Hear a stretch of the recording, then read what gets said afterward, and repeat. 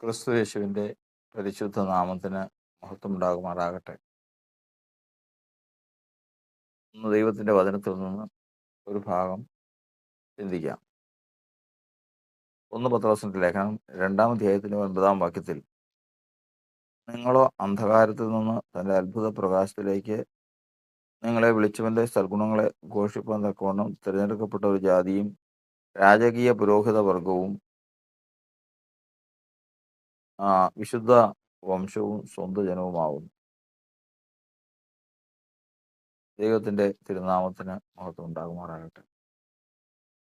നമ്മൾ ഈ കേട്ട വചനം, നമ്മൾ ഈ വായിച്ച വചനം ഒരു 1 പത്രോസ് 2:9 എന്ന് പറയുമ്പോൾ തന്നെ ഇത് ക്രിസ്തീയ വിശ്വാസികൾക്ക് അധികം പേർക്കും കാണാതെ അറിയാവുന്ന ഒരു വചനഭാഗമാണ്. കാരണം കർത്താവ് എന്തിനു വേണ്ടിയാണ് വിളിച്ചിരിക്കുന്നത് എന്നുള്ളത് മറുപടി പറയാനായി ദൈവം നമുക്ക് തന്നിരിക്കുന്ന ഉത്തരങ്ങളിൽ ഏറ്റവും പ്രധാനപ്പെട്ട ഒരു ഉത്തരമാണത്. ദൈവം നമ്മെ വിളിച്ചിരിക്കുന്നത് സമാധാനത്തിൽ ജീവിപ്പാൻ വിളിച്ചിരിക്കുന്നു, നിത്യജീവനായി നമ്മെ വിളിച്ചിരിക്കുന്നു. ഇങ്ങനെ അനവധി കാര്യങ്ങൾ നമ്മളെക്കുറിച്ച് ഉദ്ദേശിക്കുന്നുണ്ട്. എന്നാൽ അതിലേറ്റവും പ്രധാനപ്പെട്ട ഒന്നാണ്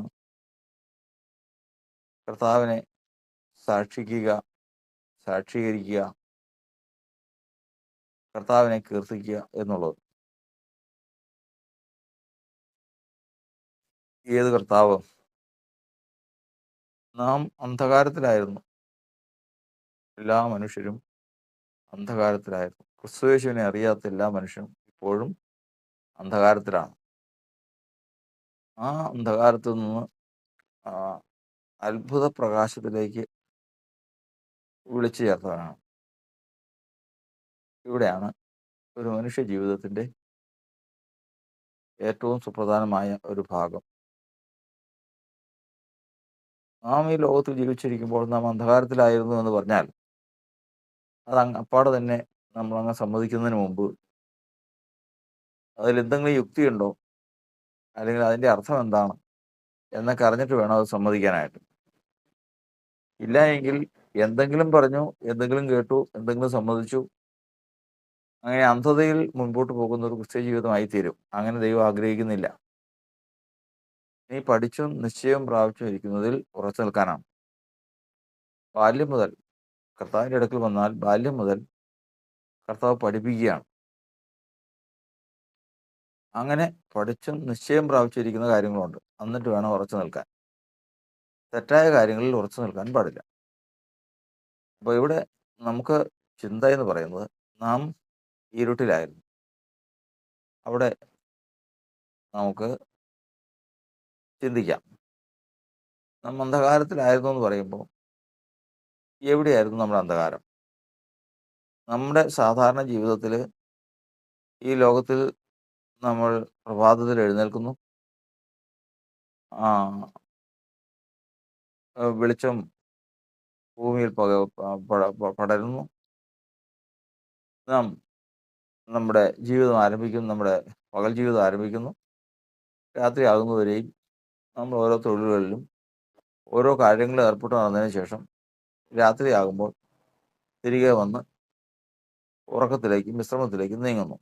ഇത് നമ്മുടെ ജീവിതത്തിൽ നമ്മൾ ചെയ്തുകൊണ്ടിരുന്ന ഒരു കാര്യം തന്നെയാണ്. എന്നാൽ വചനം പറയുന്നത്, അന്ന് അങ്ങനെ ഈ ലോകത്തിൽ നിങ്ങൾ വെളിച്ചം കണ്ടിരുന്നുവെങ്കിലും ഇങ്ങനെയൊക്കെ ആയിരുന്നെങ്കിലും നിങ്ങൾ അന്ധകാരത്തിലായിരുന്നു.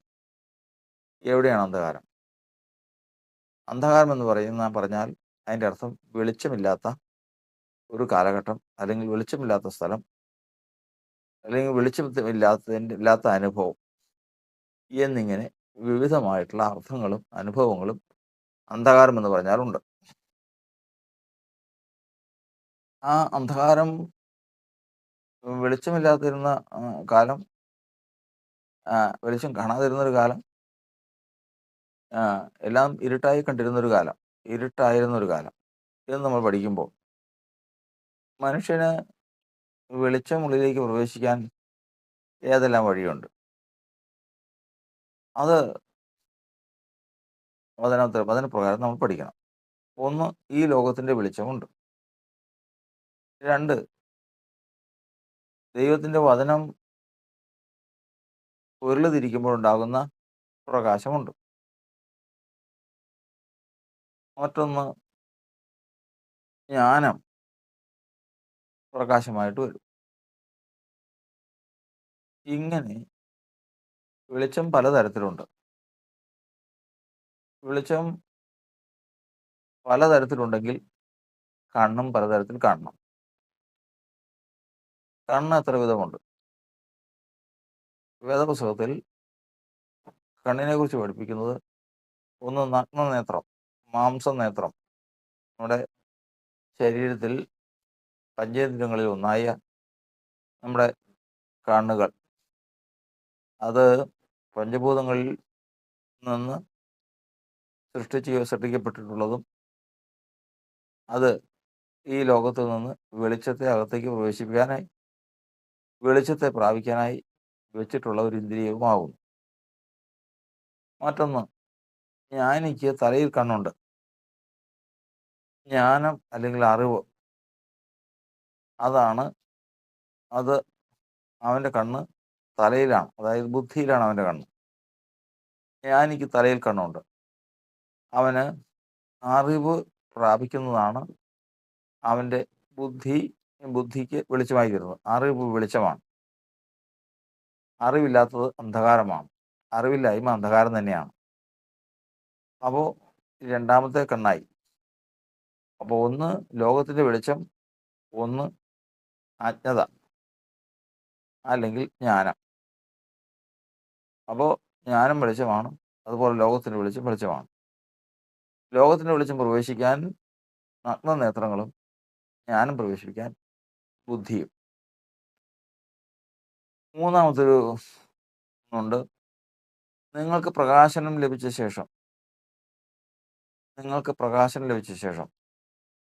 എബ്രായലേഖനം 10-ാം അധ്യായത്തിൽ എഴുതിയിരിക്കുന്നതാണ്, നിങ്ങൾക്ക് പ്രകാശനം ലഭിക്കുന്നു. ഈ പ്രകാശം ഏതാണ്? ഇതാണ് ആത്മീക പ്രകാശം. ഇത് കാണാനുള്ള കണ്ണെന്ന് പറയുന്നത് ഹൃദയദൃഷ്ടിയാണ്. അത് എഫേസ്യ ലേഖനം 1-ാം അധ്യായത്തിൻ്റെ 18-ാം വാക്യത്തിൽ എഴുതിയിരിക്കുന്നതാണ്. ഇതിനകത്ത് എഴുതിയിരിക്കുന്നത്, നിങ്ങൾ ഹൃദയദൃഷ്ടി പ്രകാശിച്ചിട്ട്. അപ്പോൾ ആത്മീക വെളിച്ചം ഉള്ളിലേക്ക് പ്രവേശിപ്പാൻ ദൈവം നമുക്ക് തന്നിട്ടുള്ളതാണ് ഹൃദയദൃഷ്ടി. ആത്മനേത്രം, തലയിലെ കണ്ണ്, ഹൃദയദൃഷ്ടി എന്നിങ്ങനെ 3 കണ്ണുകൾ നമുക്ക് പ്രധാനമായിട്ടും ദൈവത്തിൻ്റെ വചനപ്രകാരം നമ്മൾ കാണുകയാണ്. ഇതിനകത്ത് വെളിച്ചത്തിൻ്റെ പ്രവർത്തനം എങ്ങനെയാണെന്നുള്ളത് നമ്മൾ ആദ്യം പഠിക്കണം. വെളിച്ചമെന്ന് പറയുന്നത് ഇരുളിൽ പ്രകാശിക്കുന്നു. വെളിച്ചം ഇരുളിൽ പ്രകാശിക്കുന്നു എന്നാണ് വചനം.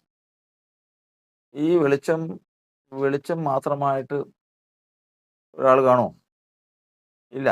വെളിച്ചം വരുമ്പോൾ വെളിച്ചം ഇരുട്ടിലുള്ളതിനെ വെളിപ്പെടുത്തുന്നതാണ്. വെളിച്ചം കൊണ്ട് സാധിക്കുന്നത്, നമുക്ക് വെളിച്ചത്തിൽ ഏതെല്ലാം ഉണ്ടോ അത് കാണാൻ കഴിയുന്നു. ആ മണ്ഡലത്തിൽ ഏതെല്ലാം ഉണ്ടോ അത് കാണാൻ കഴിയുന്നു. ഏത് മണ്ഡലത്തിൽ? ഭൗമിക മണ്ഡലത്തിലുള്ളത് ഭൗമിക വെളിച്ചം മുഖാന്തരം കാണാൻ കഴിയുന്നു. ജ്ഞാനമണ്ഡലത്തിലുള്ളത് ജ്ഞാനം മുഖാന്തരം കാണാൻ കഴിയുന്നു. ആത്മീക മണ്ഡലത്തിലുള്ളത് ആത്മീക വെളിച്ചം മുഖാന്തരം കാണാൻ കഴിയുന്നു. അങ്ങനെ വരുമ്പോൾ സ്വർഗത്തിലുള്ളതിനെ ആത്മീക മണ്ഡലങ്ങളിലുള്ളത് കാണണമെങ്കിൽ ആത്മീയ വെളിച്ചം പ്രകാശിക്കണം. ജ്ഞാനമണ്ഡലത്തിൽ എന്തെല്ലാം ഉണ്ടോ അത് കാണണമെങ്കിൽ ജ്ഞാനം പ്രകാശിക്കണം. തലയിലെ കണ്ണ് കൂടി അത് പ്രകാശിക്കണം, അത് പ്രവേശിക്കണം. ഭൂമിയിലെ വെളിച്ചം അതുകൊണ്ട് ഭൗമികമായ കാര്യങ്ങൾ നമ്മുടെ ഉള്ളിലേക്ക് എത്താൻ അത് സഹായിക്കും. ഇങ്ങനെയാണ് മനുഷ്യൻ്റെ ഉള്ളിലേക്ക് വെളിച്ചം പ്രവേശിക്കുന്ന വിധവും വെളിച്ചത്തോടു കൂടി നമുക്ക് പ്രാപിക്കുന്ന കാര്യങ്ങളും. ഇതിലേറ്റവും പ്രധാനപ്പെട്ടതാണ് ആത്മീക വെളിച്ചം. ഭൗതിക വെളിച്ചം എന്ന് പറയുന്നത് നമ്മൾ ബാല്യം മുതൽ കാണുന്നതാണ്. ജ്ഞാനം ആ, ഏഹ്, ആകുന്ന വെളിച്ചമെന്ന് പറയുന്നത് അതും നമ്മൾ ബാല്യം മുതൽ അനുഭവിക്കുന്നതാണ്. അജ്ഞമായി കിടക്കുന്ന അജ്ഞതയിലുള്ള കാര്യങ്ങൾ നമുക്കറിവില്ലാതെ ഇരുട്ട് പോലെ കിടക്കും. എന്നാൽ അത് അറിയുമ്പോൾ അത് വെളിച്ചം വീശി അത് നമ്മുടെ ബുദ്ധിക്ക് തെളിവായിട്ട് വെളിപ്പെട്ട് വരും. അത് ഇത് രണ്ടും ഇത് രണ്ടും ഇതിനകത്ത് ആ, തലയിലെ കണ്ണെന്ന് പറയുന്നത് ആത്മീയതയിലുണ്ട്, ഭൗതികതയിലുണ്ട്. ഇത് നമ്മൾ ബാല്യം മുതൽ കാണുന്നതാണ്. എന്നാൽ ആത്മീക വെളിച്ചം എന്ന് പറയുന്നത് ഇതൊക്കെയും വ്യത്യസ്തമാണ്. വ്യത്യസ്തം എന്ന് പറഞ്ഞു കഴിഞ്ഞാൽ ആത്മീക ലോകം എന്ന് പറയുന്നത്, ആത്മീക മണ്ഡലം എന്ന് പറയുന്നത് ഒരറ്റം മുതൽ നമ്മൾ പരിശോധിച്ചു കഴിഞ്ഞാൽ സ്വർഗാദി സ്വർഗം, ദൈവസിംഹാസനത്തിലിരിക്കുന്ന കർത്താവ്, ആ കർത്താവിനെ വഹിക്കുന്ന ദൈവം, സ്വർഗത്തിലെ സൃഷ്ടികൾ, ദൂതന്മാര്, ഭൂമിയിൽ നിന്ന് നമ്മൾ നോക്കുമ്പോൾ നേത്രങ്ങളാൽ നമ്മൾ കാണുന്നത് ഈ ലോകത്തിന്റെ വെളിച്ചവും ഈ ലോകത്തിലെ വസ്തുവകളും ഒക്കെ ആണെങ്കിലും ഇവിടെ തന്നെ ഒരു ആത്മീയ മണ്ഡലമുണ്ട്. നമ്മുടെ ദൃഷ്ടിയില്ലാത്തതുകൊണ്ട് കാണാൻ സാധിക്കുന്നില്ലെന്നേ ഉള്ളൂ. കാരണം എലീശ പ്രവാചകന്റെ അടുക്കൽ എലീശ പ്രവാചകനെ പിടിച്ചുകൊണ്ട് പോകാനായിട്ട് വലിയൊരു സൈന്യം അരാം രാജാവ് അയച്ചപ്പോൾ എലീശ പ്രവാചകന്റെ കൂടെ ഉണ്ടായിരുന്ന ബാല്യക്കാരൻ ചോദിച്ചു, യജമാനെ നമ്മൾ എന്ത് ചെയ്യും? ഒരു സൈന്യം വന്ന് പാളയമറിയിരിക്കുന്നത് കണ്ടല്ലോ. അപ്പോ അവിടെ പ്രവാചകൻ പറഞ്ഞു, നമ്മോട് കൂടെ ഉണ്ട്, നീ കാണാഞ്ഞട്ടാ, നിനക്ക് കാണാൻ സാധിക്കാം, നീ ഇപ്പൊ ഈ പുറമേ ഉള്ളതേ കാണുള്ളൂ, നീ ഇപ്പൊ എന്ത് കാണുന്നു? പുറമേയുള്ള കണ്ണ് കൊണ്ട് നമുക്ക് ചുറ്റും പാളയമറിഞ്ഞിരിക്കുന്ന ഈ അസംഖ്യം ജനത്തെയും കുതിരകളെയും പടയാളികളെയും അതേ നീ കാണുന്നുള്ളൂ. എന്നാൽ ഇവിടെ തന്നെ ഉണ്ട് ഇതിനേക്കാൾ ശക്തിയേറിയതും ഇതിനേക്കാൾ എണ്ണമേറിയതും ആയിട്ടുള്ള വലിയൊരു സൈന്യം ഇപ്പോൾ ഇവിടെ തന്നെ ഉണ്ട്, നീ അത് കാണാഞ്ഞിട്ടാണ്. ഇത്രയും പറഞ്ഞതിന് ശേഷം എലീശ പ്രവാചകൻ ദൈവത്തോട് പ്രാർത്ഥിച്ചു, ഹോവേ, ഇവൻ കാണത്തക്കവണ്ണം ഇവന്റെ കണ്ണൊന്ന് തുറക്കണമേ. അപ്പോൾ ആ ഗേഹസിയുടെ കണ്ണ് ദൈവം കാണിച്ചു കൊടുത്തു. കണ്ണു തുറന്നപ്പോഴാണ് കണ്ടത്, ഇതാ എലീശ പ്രവാചകൻ നിൽക്കുന്നു. ആ പ്രവാചകന്റെ ചുറ്റും അഗ്നിമയമായ രഥങ്ങൾ, അഗ്നിമയമായ അശ്വങ്ങൾ, കുതിരകൾ, ഇങ്ങനെ തീ കൊണ്ടുള്ള രഥങ്ങളും കാര്യങ്ങളും സൈന്യവും കൊണ്ട് ഈ മല നിറഞ്ഞിരിക്കുന്നത് കണ്ടു. അപ്പോൾ ഭൗമിക മണ്ഡലവും ആത്മീയ മണ്ഡലവും ഒരേ സ്ഥലത്തുണ്ടെങ്കിലും ഈ രണ്ട് ദൃഷ്ടിയുള്ളവന് അവിടെ തന്നെ കാണാം. അതാണ് വെളിപ്പാടിൻ്റെ ആത്മാവുണ്ടെങ്കിൽ, ജ്ഞാനത്തിൻ്റെയും വെളിപ്പാടിൻ്റെയും ആത്മാവ് ഒരു മനുഷ്യനുണ്ടെങ്കിൽ അവന് ഇവിടെ വെച്ച് തന്നെ ഇത് കാണാം. ഇതുകൊണ്ട് ദൈവത്തിൻ്റെ വചനം ഇന്ന് നമ്മെ പഠിപ്പിക്കുന്നത്, ഇത് നമുക്ക് പ്രാപിക്കണമെങ്കിൽ ഏത് ലോകത്തിനും ഒരാത്മാവുണ്ട്. ആ ആത്മാവിനെ പ്രാപിച്ചാൽ, ആ ആത്മാവ് പ്രവർത്തിച്ചാൽ, ആ ആത്മാവ് ആത്മമണ്ഡലങ്ങളിലുള്ളത് കാണാൻ നമ്മുടെ ദൃഷ്ടിയെ പ്രകാശിപ്പിക്കും. ഉദാഹരണമായിട്ട് ഈ ലോകത്തിൻ്റെ ആത്മാവുണ്ട്, ഈ ലോകത്തിൻ്റെ വസ്തുവകകളുണ്ട്. ഈ ലോകത്തിൻ്റെ വസ്തുവകകൾ കാണാൻ ഈ ലോകത്തിൻ്റെ ആത്മാവ് നമ്മിലേക്ക് വന്ന് നമ്മുടെ നഗ്നനേത്രം തുറക്കണം. അപ്പോൾ നമുക്കത് കാണാം. അപ്പോൾ നമുക്ക് സാധാരണ ഇത് കാണാം. അപ്പോൾ ഇത് മാത്രം പോരാ, കണ്ണ് മാത്രം പോരാ, നമ്മുടെ നഗ്നനേത്രം മാത്രം പോരാ, പിന്നെയോ അതിനെ തുറക്കുന്ന ഈ ലോകത്തിൻ്റെ ആത്മാവും കൂടെ വേണം, ഇല്ലാതെ കാണാൻ പറ്റില്ല. അങ്ങനെ നമ്മൾ സാധാരണ കണ്ടുകൊണ്ട് പോവുക. ഈ ലോകം നമ്മൾക്ക് അറിയാം, ഈ ജീവനും ആത്മാവും നമുക്കുണ്ട്. അതുകൊണ്ട് നമ്മൾ ഈ കാര്യങ്ങളെല്ലാം കണ്ടുകൊണ്ട് മുമ്പോട്ട് പോവുക. അടുത്തത് കൊണ്ട് നമ്മൾ പഠിക്കുന്നുണ്ട് ജ്ഞാനമണ്ഡലം. അതും ഒരു ആത്മാവാണ്. ആ ആത്മാവുള്ളവന് തലയിൽ കണ്ണുണ്ട്. ബുദ്ധിപൂർവം വരാനിരിക്കുന്ന കാര്യങ്ങൾ എന്താണെന്ന് അവനറിയാം. അവനത് അറിയുന്നു. അവൻ്റെ ഉള്ളിലേക്ക് ആ അറിവ് പ്രവേശിക്കുന്നു. അറിവ് വെളിച്ചമാവും. മൂന്നാമത്തെ കാര്യം വെളിപ്പാടിൻ്റെ ആത്മാവ്. ഇപ്പോൾ നമ്മൾ ഈ പറഞ്ഞതുപോലെ ഗേഹസിക്ക് കിട്ടിയ വെളിപ്പാടിൻ്റെ ആത്മാവ്. കർത്താവ് തൻ്റെ ആത്മാവിനാൽ അവൻ്റെ ദൃഷ്ടി തുറന്നു. അപ്പോൾ ഇവിടെ നിന്ന് നമുക്ക് ഒരു കാര്യം മനസ്സിലാകും. ഗേഹസിക്ക് ഇത് ഈ വെളിപ്പാടിൻ്റെ ആത്മാവിനെ കർത്താവ് കൊടുത്ത് അവൻ്റെ കണ്ണ് തുറന്നു. അവൻ അത്ഭുതങ്ങളെ കണ്ടു. അവൻ അതിശയിച്ചു പോയി. അങ്ങ് പ്രവാചകനോട് പറഞ്ഞു, ഇസ്രായേലിൻ്റെ തേരും തേരാളികളുമായുള്ളവയോ, എന്താ ഞാനീ കാണുന്നത് എന്ന് അവൻ അതിശയപൂർവം ആ കാഴ്ചയെ അവതരിപ്പിക്കാനിടയായി തീർന്നു. അപ്പോൾ ദൈവത്തിൻ്റെ ജനത്തിന് ഇന്ന് വേണ്ടത് ഈ ദൃഷ്ടിയാണ്. ഏത് ദൃഷ്ടി? ആത്മാവിനാലുള്ള ഹൃദയദൃഷ്ടി പ്രകാശിച്ച് ആത്മീയ മണ്ഡലങ്ങളുള്ളത് കാണണം. ആത്മീയ മണ്ഡലങ്ങളിലുള്ള എന്തൊക്കെയുണ്ട്? ആദ്യം പറഞ്ഞല്ലോ, സ്വർഗാദി സ്വർഗം, സിംഹാസനം, സിംഹാസനത്തിൽ ഇരിക്കുന്നവൻ, ചുറ്റുമുള്ള സിംഹാസനങ്ങൾ, ദൂതന്മാർ, കെരൂബുകൾ, സാറാഫുകൾ, മറ്റ് ആകാശ സൈന്യം, ഇങ്ങനെ ആത്മീയമായ ജീവികൾ കൊണ്ട് നിറഞ്ഞിരിക്കുന്ന ആത്മീയ മണ്ഡലം. ഇത് മുഴുവനും കാണാം. ഇത് മുഴുവനും മനുഷ്യർക്ക് കാണാം. ഇതിന് ഏറ്റവും ആദ്യം പ്രാപിക്കേണ്ടതാണ് വെളിച്ചം.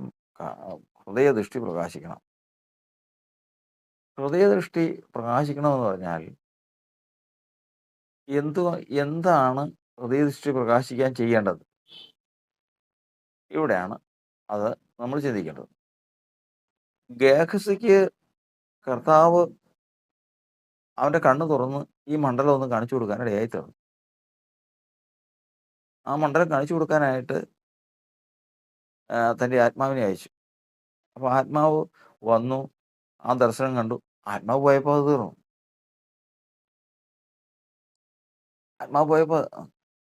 അപ്പോൾ ഇത് സ്ഥിരമായിട്ട് നിൽക്കണം. ഒരിക്കലും മാറിപ്പോകാതെ നിൽക്കണം. സ്ഥിരം, അതായത് തനിക്ക് ഈ കാഴ്ച ഭൗതിക മണ്ഡലത്തിലുള്ള കാഴ്ച മാഞ്ഞു പോകുന്നില്ല. നമ്മുടെ വാർദ്ധക്യത്തിലോ മരണത്തിലോ നമ്മളെ ശക്തി ക്ഷയിക്കുമ്പോഴോ ഒക്കെ മാത്രമേ ഇത് മാഞ്ഞു പോകുന്നുള്ളൂ. അല്ലാതെ ഇത് മാഞ്ഞു പോവില്ല.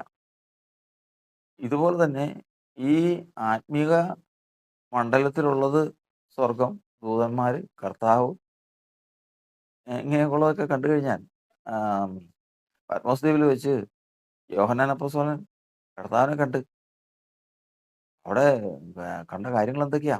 അത്ര ഭയങ്കരമായ കാര്യങ്ങളൊക്കെയാണ് കണ്ടേ. എന്നാൽ ദർശനം കഴിഞ്ഞു, അവൻ അത് പ്രദർശിപ്പിച്ചെന്നാ, വെളിപ്പാടിൻ്റെ ആത്മാവിനാൽ അത് പ്രദർശിപ്പിച്ചു. അത് കഴിഞ്ഞ് അത് തീർന്നു. എന്നാൽ അങ്ങനെയല്ല, ഇത് സ്ഥിരമായിട്ട് കാണണം. സ്ഥിരമായിട്ടെന്ന് പറഞ്ഞു കഴിഞ്ഞാൽ നമ്മളൊരു കാര്യം പഠിക്കുന്നുണ്ട്. കർത്താവിൻ്റെ ശിഷ്യനായിരുന്നു സ്തെഫാനോസ്. കർത്താവിൻ്റെ ശിഷ്യനായി ഒടുവിൽ കർത്താവിനെ സാക്ഷീകരിച്ച് യഹൂദന്മാർ ചുറ്റുമുള്ളവരെല്ലാവരും അവനെ കല്ലെറിഞ്ഞു കൊന്നു. കർത്താവിന് വേണ്ടി അവൻ മരിച്ചു. അവൻ മരിക്കുന്ന സമയത്ത് അവൻ പരിശുദ്ധാത്മപൂർണനായി നിറഞ്ഞ് സ്വർഗത്തിലേക്ക് ഉറ്റുനോക്കി. സ്വർഗത്തിൽ ദൈവത്തിന് സിംഹാസനം വെച്ചിരിക്കുന്നതും ആ സിംഹാസനത്തിൽ ദൈവപുത്രനും ദൈവത്തിൻ്റെ വലത്തുഭാഗത്ത് ക്രിസ്തുയേശു നിൽക്കുന്നതും കണ്ടു. അവൻ വിളിച്ച് പറയുകയും ചെയ്തു. സ്തെഫാനോസ് വിളിച്ച് പറഞ്ഞു, ഇതാ ഞാൻ ദൈവമഹത്വവും ദൈവത്തിൻ്റെ വലത്തുഭാഗത്ത് യേശു നിൽക്കുന്നതും കാണുന്നു എന്ന് വിളിച്ച് പറയുകയും ചെയ്തു. ഇത്രയും പറഞ്ഞപ്പോഴേക്കും എല്ലാവരും അവനെ കല്ലെറിഞ്ഞു. അവൻ മുട്ടുകുത്തി ഈ പാപം ഇവർക്ക് നിർത്തരുത് എന്ന് അവരോട് ക്ഷമിക്കണമേ എന്നുള്ള അർത്ഥത്തിൽ ദൈവത്തോട് പ്രാർത്ഥിച്ച് സ്തെഫാനോസ് വിട്ടുപോയി. അപ്പോൾ ഇവിടെ നമ്മൾ ചിന്തിക്കുന്നത്, ഇവിടെ നമ്മൾ കണ്ണ് തുറന്ന 3 പേരുടെ കാര്യം നമ്മൾ കണ്ടു. ഒന്ന് ഗേഹസിയുടെ കണ്ണ്. ഹോവേ, ഇവൻ കാണത്തക്കവണ്ണം അവൻ്റെ കണ്ണ് തുറക്കണമെന്ന് പറഞ്ഞപ്പോൾ കണ്ണ് തുറന്നു. അത് കഴിഞ്ഞ് അത് അടഞ്ഞു. പത്മോസ് ദ്വീപിൽ യോഹന്നാൻ അപ്പോസ്തലൻ ആ ദർശനം ദർശിച്ചു. സ്വർഗീയ ദർശനങ്ങൾ കണ്ടു. സ്വർഗീയ മണ്ഡലങ്ങളിലുള്ളത്, ആത്മീയ മണ്ഡലങ്ങളുള്ളത് കാര്യങ്ങളെല്ലാം കണ്ടു. അത് കഴിഞ്ഞ് അത് അവസാനിച്ചു. എന്നാൽ ഇവിടെ അതല്ല. ഇവിടെ ക്രിസ്തുയേശുവിനെ നോക്കിക്കൊണ്ട് ദൈവസിംഹാസനത്തിൽ മഹിമയുടെ വലത്തുഭാഗത്ത് ക്രിസ്തുയേശു എഴുന്നേറ്റ് നിൽക്കുന്നത് കണ്ട് യേശുവെ എൻ്റെ ആത്മാവിനെ കൈക്കൊള്ളണമെന്ന് പറഞ്ഞ് യേശുവിൻ്റെ അടുക്കിലേക്ക് ചാടും. അവൻ്റെ ദൃഷ്ടി അവൻ്റെ ദൃഷ്ടി വീണ്ടും മാറിപ്പോകുന്നില്ല. അതെന്താണ് അതിന് കാരണം? അതാണ് ഇന്ന് ദൈവത്തിൻ്റെ വചനത്തിൽ നമ്മൾ വായിച്ചതിൻ്റെ പ്രസക്തി. നിങ്ങളോ അന്ധകാരത്തിൽ നിന്ന് അത്ഭുത പ്രകാശത്തിലേക്ക് നിങ്ങളെ വിളിച്ചവൻ്റെ സൽഗുണങ്ങളെ ഘോഷിപ്പാൻ തിരഞ്ഞെടുക്കപ്പെട്ട ഒരു ജാതിയാണ്. അപ്പം നമുക്ക് മറ്റുള്ളവർക്കില്ലാത്തൊരു ബാധ്യത നമുക്കുണ്ട്. ആർക്ക്? ഗേഹസി എന്ന് പറഞ്ഞല്ലോ. ഗേഹസിക്ക് പിറ്റേ ദിവസം മുതൽ സുവിശേഷം അറിയിച്ചുകൊണ്ട് ലോകം മുഴുവനും നടക്കുവാണ്. ഞാൻ കർത്താവിൻ്റെ കണ്ണു തുറന്ന് എന്നെ അത്ഭുത വെളിച്ചം കാണിച്ച് ആ വെളിച്ചത്തിൽ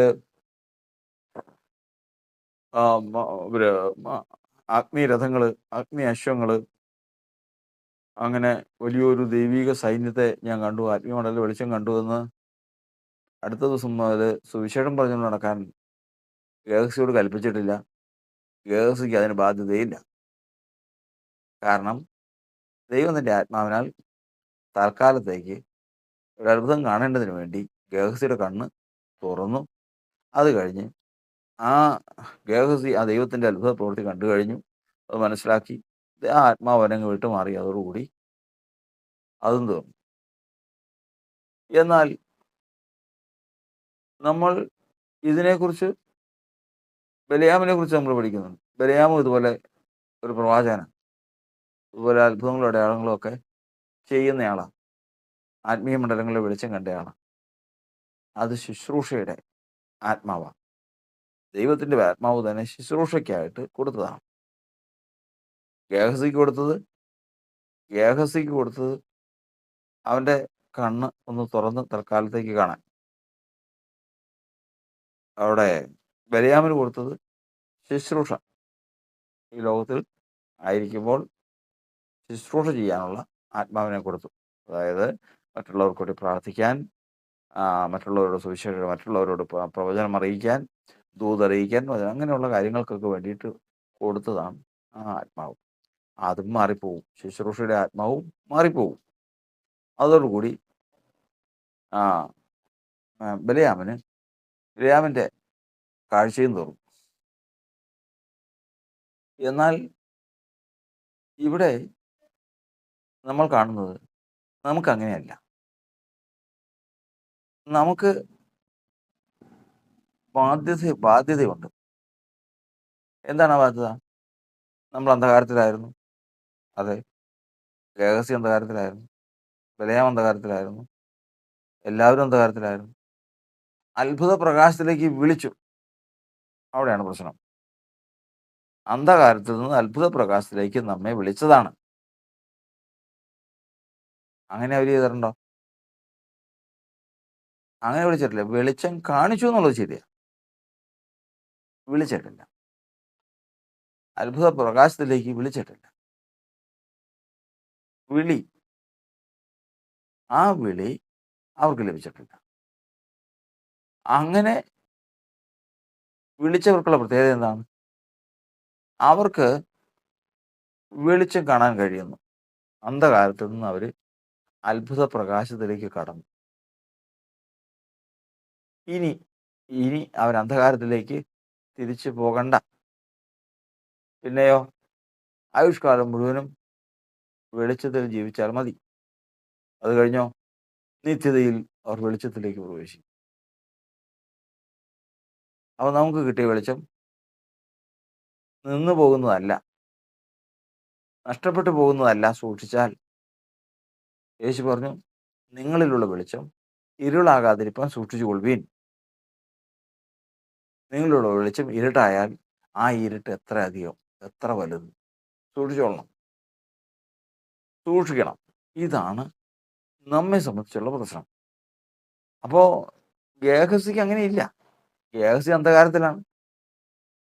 ഒരു നിമിഷ നേരത്തേക്ക് കണ്ണൊന്ന് പ്രകാശിച്ചു, കാഴ്ച കൊണ്ട് വീണ്ടും അന്ധകാരത്തിലേക്ക് പോയി. ബലിയാൻ ശുശ്രൂഷ കഴിഞ്ഞ് കഴിഞ്ഞപ്പോൾ അന്ധകാരത്തിലേക്ക് പോയി.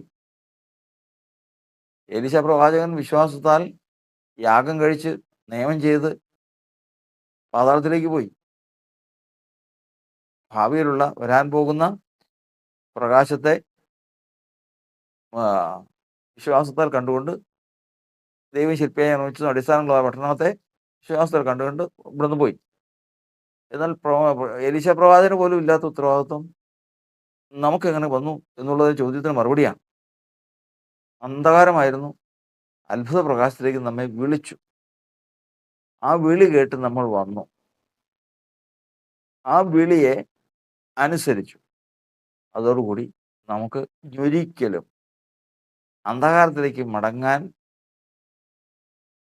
മടങ്ങേണ്ടാത്ത, അല്ലെങ്കിൽ മടങ്ങാൻ നമുക്ക് ബാധ്യതയില്ലാത്ത വെളിച്ചത്തിലേക്ക് ദൈവം നമ്മെ പ്രവേശിപ്പിച്ചു. മാത്രമല്ല, ഈ വെളിച്ചത്തിൽ നമ്മൾ ചിലതൊക്കെ കണ്ടിട്ടുണ്ട്. എന്തൊക്കെ കണ്ടിട്ടുണ്ട്? ഒന്ന്, അടുത്തുകൂടാത്ത വെളിച്ചത്തിൽ വസിക്കുന്നവനെ കണ്ടു. ഈ വെളിച്ചത്തിലേക്ക് പ്രവേശിപ്പാൽ ഒന്നാമത് കർത്താവിനെ കണ്ടിട്ടുണ്ട്. ഈ വെളിച്ചം കണ്ടിട്ടുള്ളവൻ ഈ വെളിച്ചത്തിൽ ഉള്ള കർത്താവിനെ കണ്ടിട്ടുണ്ട്.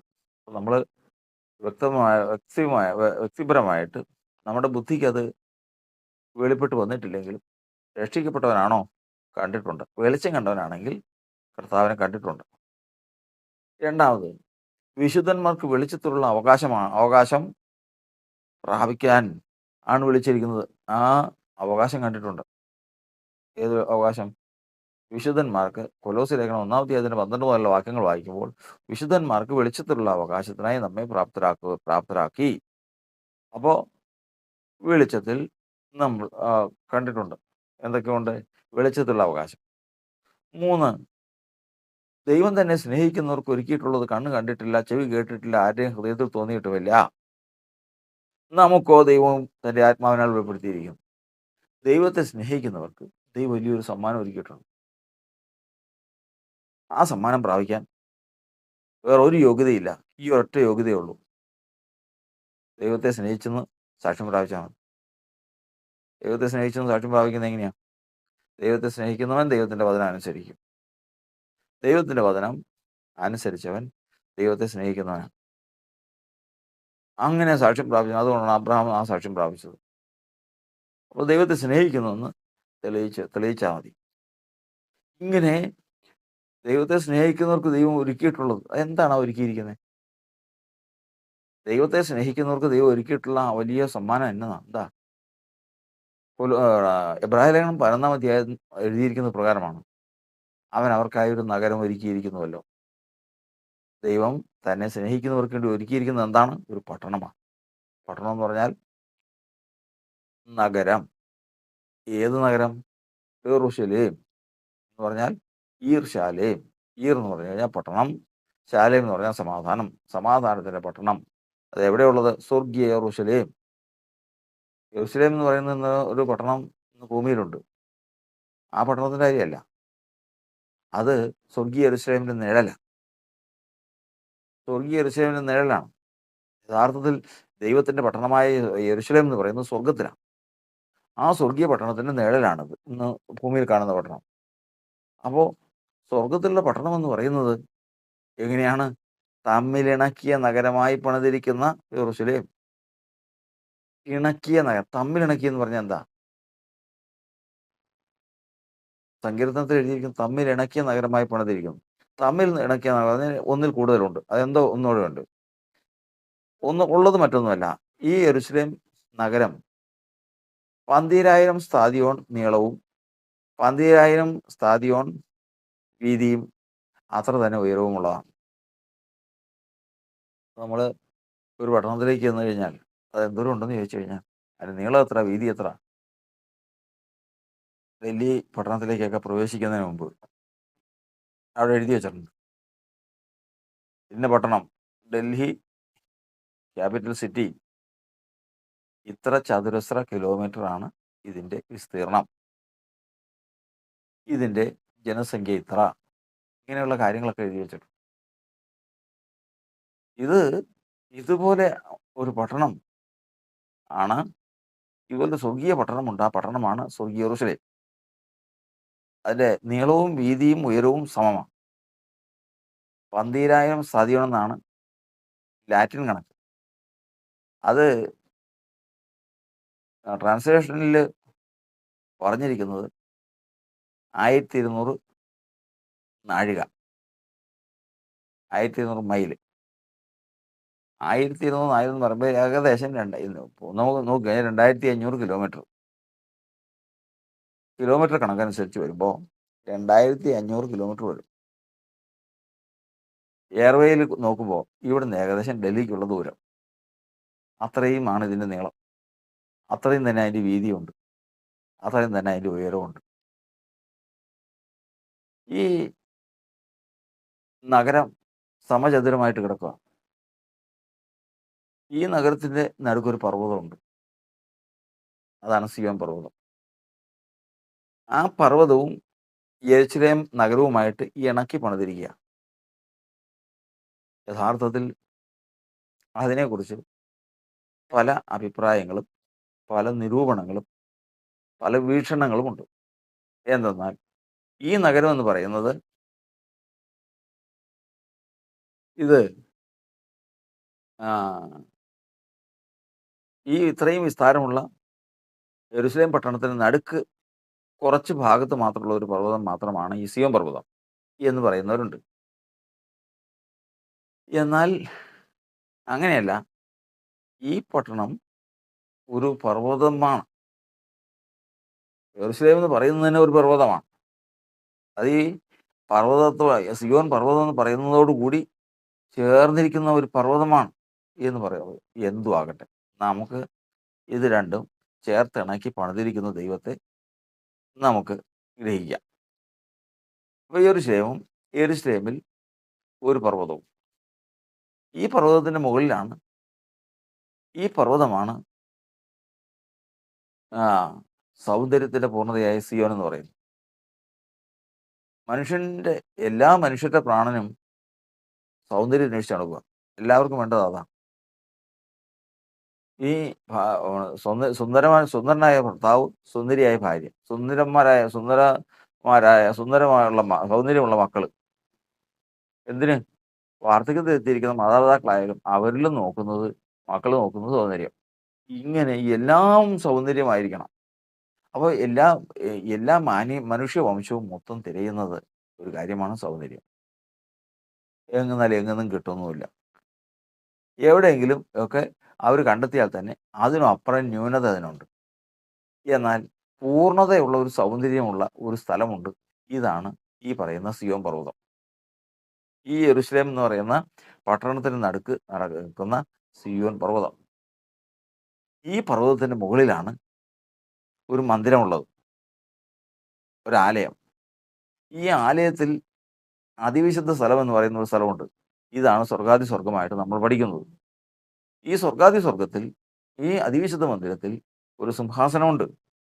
ആ സിംഹാസനത്തിലാണ് നമ്മുടെ കർത്താവ് ഇരിക്കുന്നത്. സിംഹാസനം ഒന്നേ ഉള്ളൂ. ആ സിംഹാസനത്തിലാണ് നമ്മുടെ കർത്താവ് ഇരിക്കുന്നത്. ആ സിംഹാസനത്തിലാണ് യേശു എഴുന്നേറ്റ് നിൽക്കുന്നത്. ഇവിടെ നിന്നുകൊണ്ട് സ്തേഫാനോസ് കണ്ടത്. അപ്പോൾ ഇപ്പോൾ ഇത്രയും വിവരിച്ചത് എന്താണെന്ന് വെച്ച് കഴിഞ്ഞാൽ, അപ്പോൾ ദൈവത്തിൻ്റെ വചനത്തിൽ നമ്മൾ പഠിക്കുന്നത് ഇത് ഒരു കണ്ണ് കണ്ടിട്ടില്ല, ചെവി കേട്ടിട്ടില്ല, ആരുടെയും ഹൃദയത്തിൽ തോന്നിയിട്ടുമില്ല. അതായത് ഹൃദയത്തിൽ തോന്നുക എന്ന് പറഞ്ഞാൽ, കണ്ണ് കണ്ടിട്ടില്ല എന്ന് പറഞ്ഞാൽ, ചെവി കേട്ടിട്ടില്ല എന്ന് പറഞ്ഞാൽ, ഹൃദയത്തിൽ തോന്നിയിട്ടില്ല എന്ന് പറഞ്ഞാൽ നമ്മൾ കണ്ടിട്ടുണ്ട്. ഈ നമ്മുടെ പുരമുകളിൽ ഒക്കെ വയ്ക്കുന്ന ഓട്, ഈ ഇഷ്ടിക പോലെ മണ്ണ് കുഴച്ച് ചുട്ടെടുത്ത് അതുകൊണ്ടുണ്ടാക്കുന്നതാണ് ഓട്. മേയാൻ മഴ കൊള്ളാതെയും വെയിൽ കൊള്ളാതെയും പുരയ്ക്ക് മേൽത്തട്ടി ഉണ്ടാക്കുന്ന, കൂരയുണ്ടാക്കുന്ന ഒരു വസ്തുവാണ് ഓട്. ഈ ഓടിൻ്റെ കഷ്ണം കൊണ്ട് ഈ റോട്ടിൽ ഒരു മനുഷ്യനൊരു റോഡിൽ, നമ്മൾ ബസ് ഒക്കെ പോകുന്ന റോഡ്, തിരക്കില്ലാത്തൊരു റോഡിൽ അതുകൊണ്ട് ഒരച്ചൊരച്ചൊരച്ചൊരച്ച് ഒരു വലിയൊരു മനുഷ്യ രൂപം ഉണ്ടാക്കി വെച്ചിരിക്കുന്നു. എന്താണ് അതിൻ്റെ ആ ഭംഗി? അപ്പോൾ അതുപോലെ തന്നെ ഒരു പർവ്വതം, അതുപോലെ തന്നെ ഒരു മഞ്ഞുപാളികൾ കിടക്കുന്ന ഒരു തടാകം. ഇങ്ങനെ ഈ മനുഷ്യൻ വരയ്ക്കുന്ന പടങ്ങളുടെ എണ്ണം പറഞ്ഞാൽ, അതിൻ്റെ വിശദീകരണം പറഞ്ഞാൽ നമുക്ക് അത്ര അതിശയമുള്ള കാര്യമാണ് ആ മനുഷ്യൻ ചെയ്യുന്നത്. ഇതെവിടെ നിന്നാണ് ഈ മനുഷ്യൻ ഇത് പഠിച്ചത്? വിദ്യാഭ്യാസം ഇല്ലാത്തൊരു മനുഷ്യൻ. അദ്ദേഹത്തിൻ്റെ തലമുറയായിട്ട് അവർ ഈ ഇത്തിരി കലാകാരന്മാരാണ്. ഇതല്ലാതെ അദ്ദേഹത്തിന് വേറെ ഒരു കാര്യവും ഇല്ല. പക്ഷേ അദ്ദേഹത്തിന് ഇത് ചെയ്യാൻ കഴിയുന്നു. എങ്ങനെ കഴിയുന്നു? പഠിച്ചിട്ടില്ല, വിദ്യാഭ്യാസം ഇല്ല. എങ്ങനെ കഴിയുന്നു? ഒരു കാര്യമൊന്നുമില്ല. അവൻ്റെ കൈകൾ ചലിക്കുന്നു. കൈകൾ ചലിക്കണമെങ്കിൽ ഹൃദയത്തിൽ തോന്നണം. തോന്നാതെ നടക്കില്ല. തോന്നുന്നത് എവിടെ നിന്നാ? തോന്നുന്നതിന് ഒരു ആത്മാവുണ്ട്. തോന്നുന്നതിന് ഒരു സ്പിരിറ്റ് ഉണ്ട്. സ്പിരിറ്റ്, തോന്നല്, കൈകളുടെ ചലനം, ചിത്രം. ആത്മാവ്, ഒരാത്മാവ് ഉണ്ട്. ആ ആത്മാവിൽ അദ്ദേഹത്തിൻ്റെ കൈകൾ ചലിക്കുന്നു, ചിത്രം വരയ്ക്കുന്നു. ഇത് തന്നെ ഒരു ഭിത്തിയിൽ ഒരു മനുഷ്യൻ പടം വരച്ചുകൊണ്ടിരിക്കുക. ആ പടത്തിൻ്റെ പൂർത്തീകരണം വരുന്നില്ല. കഴുത്തിൻ്റെ ഭാഗവും ചെവിയുടെ ഭാഗവും കൂടി വന്നിട്ട് അതിങ്ങനെ ഈ മനുഷ്യൻ ഇങ്ങനെ ചിന്തിച്ച് നോക്കി നിൽക്കുക അതിലേക്ക്. കാരണം അത് കൂട്ടിയെടുക്കാൻ, പൂർത്തിയാക്കാൻ സാധിക്കാതിരുന്നിട്ടായിരിക്കും. എനിക്കറിയാൻ പാടില്ല. നമ്മളിത് നോക്കി നിൽക്കുന്നതല്ലേ നമുക്കറിയാവുള്ളൂ. നോക്കുമ്പോൾ ഈ മനുഷ്യൻ കുറേ നേരം നിന്നതിന് ശേഷം അദ്ദേഹത്തിൻ്റെ മുണ്ട് പൊക്കിയതിന് ശേഷം അദ്ദേഹത്തിൻ്റെ അടിയിലൊരു ട്രൗസർ ഇട്ടയാണ്. ആ ട്രൗസറിൻ്റെ പോക്കറ്റിൽ നിന്നിട്ട് കൈയിലൊന്നിട്ട് കൂട്ടി തിരുമ്മി, എന്തോ ഒരു സാധനം വേറെ എന്തൊക്കെയോ എടുത്ത് ഒന്ന് കൂട്ടിയൊന്ന് തിരുമ്മിയതിന് ശേഷം അദ്ദേഹത്തിൻ്റെ വായിൽ ഈ ഇതൊക്കെ വയ്ക്കുന്ന പോലെ, വടക്കന്ത്യക്കാർ വയ്ക്കുന്ന ഹാൻഡ്സ് വയ്ക്കുന്ന പോലെ അതിൻ്റെ ചുണ്ടിൻ്റെ ഇടയിട്ട് വെച്ച് കുറേ നേരം നോക്കി നിന്നതിന് ശേഷം ഇതങ്ങോട്ട് വരച്ച് സംഗതി ശരിയാവുകയും ചെയ്തു. അപ്പോൾ എന്ത് പറഞ്ഞാലും, നമ്മൾ പറയുന്നതിന് സാരം, ആ ചിത്രം അതുപോലെ പൂർത്തിയാക്കണമെങ്കിൽ അതിനൊരു മനുഷ്യൻ വേണം. ആ മനുഷ്യൻ അത് ചെയ്യണമെങ്കിൽ ആ മനുഷ്യൻ്റെ ഹൃദയത്തിൽ തോന്നണം.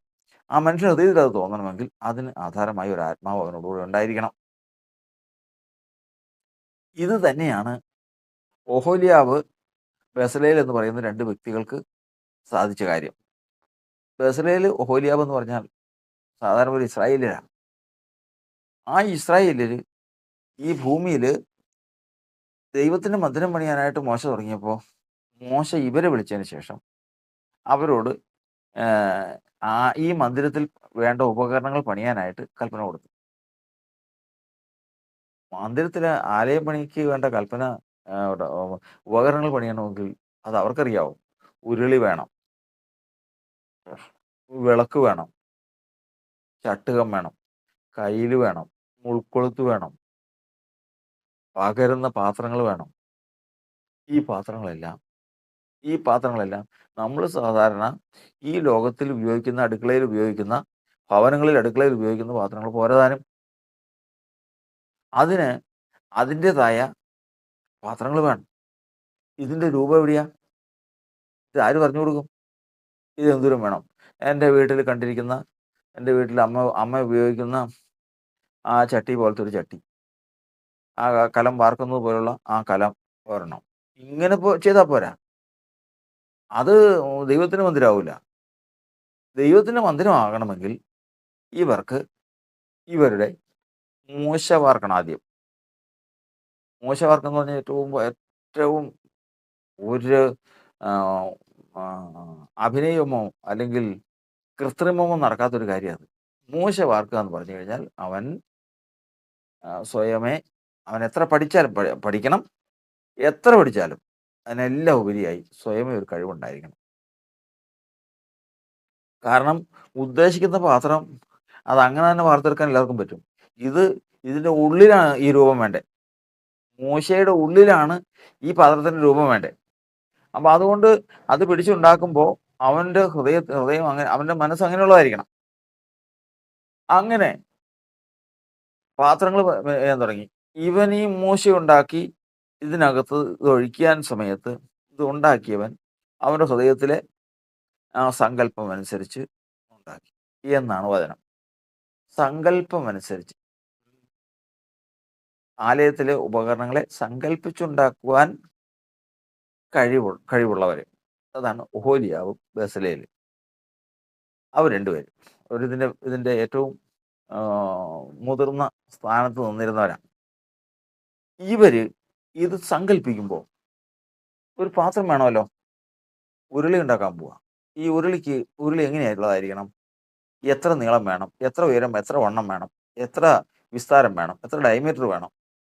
ഇത് എങ്ങനെയായിരിക്കണം ഇതിന്റെ ഇത് മുതലായിട്ട് കാര്യങ്ങളെല്ലാം ഇവരിരുന്നുകൊണ്ട് ഹൃദയത്തിൽ സങ്കല്പിക്കുമ്പോൾ ഈ സങ്കല്പിക്കുന്ന രൂപം എന്ന് പറയുന്നത് ദൈവത്തിന്റെ ഇഷ്ടപ്രകാരം സ്വർഗീയ മന്ദിരത്തിൽ ദൈവം എന്ത് കണ്ടിരിക്കുന്നുവോ അതിന്റെ രൂപമായിരിക്കും ഇവരുടെ ഹൃദയത്തിൽ സങ്കല്പമായിട്ട് വരുന്നത്. അതെങ്ങനെ സാധിക്കും? എങ്ങനെ സാധിക്കും? ദൈവത്തിന്റെ അടുക്കൽ സ്വർഗാദി സ്വർഗത്തിൽ ഉള്ള ആ പാത്രങ്ങളുടെ രൂപം ബെസലേലും ഒഹൊലിയാവും സങ്കല്പിക്കുമ്പോൾ അവരുടെ ഹൃദയത്തിൽ വരണമെങ്കിൽ അപ്പോൾ അവർക്ക് അതെങ്ങനെ സാധിക്കും? അത് വല്ല മാജിക് കാണിച്ചാൽ സാധിക്കുമോ? ഇല്ല. അതിന് വേണ്ടിയിട്ടാണ് ദൈവം പറഞ്ഞിരിക്കുന്നത്, ഞാൻ ആത്മാവിനാൽ നിറച്ചിരിക്കുന്നു. ഞാൻ ആത്മാവിനാൽ നിറച്ചിരിക്കുന്നു. അപ്പോൾ അവരിലൊരു ആത്മാവ് വന്നിട്ടുണ്ട്. ആ ആത്മാവിൽ ജ്ഞാനമുണ്ട്. ഏത് ജ്ഞാനം? സ്വർഗത്തിൽ എന്തെല്ലാം പാത്രങ്ങളുണ്ടോ, ദൈവം എന്തെല്ലാം പാത്രങ്ങൾ ഉദ്ദേശിച്ചിട്ടുണ്ടോ, ആ പാത്രങ്ങളുടെ എല്ലാം രൂപവും തൂക്കവും ഷേപ്പും എല്ലാം കാര്യങ്ങളും ജ്ഞാനമായിട്ട് ഈ ആത്മാവിലുണ്ട്. ഈ ആത്മാവാണ് ഇവരിൽ വന്നിരിക്കുന്നത്. അതുകൊണ്ട് ഈ ആത്മാവിനാൽ അങ്ങ് സങ്കല്പിച്ചാൽ മതി, അവരുടെ ഹൃദയത്തിൽ തന്നെ ഈ രൂപം വന്നോളൂ. ഇങ്ങനെയാണ് മനുഷ്യൻ അവിടെ നിന്ന് പുറപ്പെട്ടു വന്ന് ഇവിടെ ഈ ആലയത്തിലെ ഉപകരണങ്ങളൊക്കെ എല്ലാം അവരുണ്ടാക്കി. സകല ഉപകരണങ്ങളും ഉണ്ടാക്കി. എങ്ങനെ സാധിച്ചു? ഈ ആത്മാവിനാൽ. അപ്പോൾ ഞാനിവിടെ ഇത്രയും പറഞ്ഞതിന്റെ സാരം, ഞാൻ ആ മനുഷ്യൻ ഒരു മതിലിൽ പടം വരയ്ക്കുന്നവൻ്റെയും റോട്ടിൽ ഓടുകൊണ്ട് വരച്ച് പടം വരയ്ക്കുന്നവൻ്റെയും അടുക്കൽ ചെന്ന് നോക്കുമ്പോൾ അവൻ്റെ കൈകൾ ചലിക്കുന്നു. അത് അവൻ്റെ ഹൃദയത്തിലെ തോന്നലാണ്, സങ്കല്പമാണ്. ഹൃദയത്തിലെ സങ്കല്പമാണ് കൈകളെ വരയായിട്ട് വരുന്നത്. ഹൃദയത്തിൽ സങ്കല്പമുണ്ടെങ്കിൽ അതിന് ആധാരമായിട്ടൊരു ആത്മാവുണ്ട്. ആ ആത്മാവാണ് ഇതിനെ ചെയ്യിച്ചതെന്നായി പറഞ്ഞു തന്നതിനർത്ഥം. ഈ പറഞ്ഞു വന്നതിൻ്റെ സാരം അതാണ്. ഇതുപോലെ തന്നെ ദൈവത്തിൻ്റെ